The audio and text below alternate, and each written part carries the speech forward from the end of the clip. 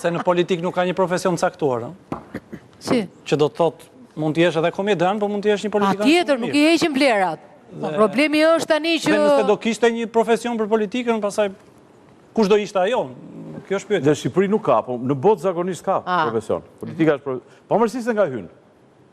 Mund të hysh nga, siç ka hyrë piktor Edi Rama, por ama nuk u bë kryeminist që në fillim.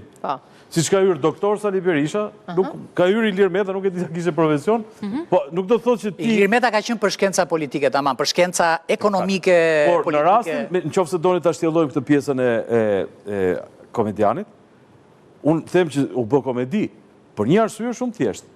Nëse kërkojmë një kandidat pavarur, dhe e kërkon politika, nuk është i pavarur se po e nxjerr politika. Nëse do doni një kandidat pavarur, do të kërkon një program të pavarur. Pra ti do marrësh një program që përfaqëson kushdo që tjetë, që mund mos jetë as politikan, këtu jam dakord absolut, nuk ka rëndësi ti jesh politikan nëse ke një aktivizëm ose një sipërmarrje. Dakord. Por mirë, pse themin e kërkoj politika? E kështu ndodh. Ne këto janë zgjedhje politike apo janë zgjedhje për... Jo, nuk janë zgjedhje politike. Teorikisht jo. Nuk janë zgjedhje politike këto tani. Sepse zgjedhje politike janë kandidojnë partit dhe në bazë të përqindjes së votave që ato marrin këshilltar bashkiak.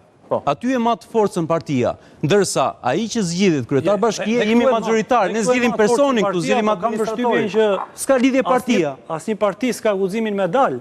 Jo, s'ka lidhje. Dhe për këtë arsye i kërkon ndihmë. Nuk i kërkoj ndihmë. Një sektori që nuk është i veti, që është shoqëria civile. Nuk ka lidhje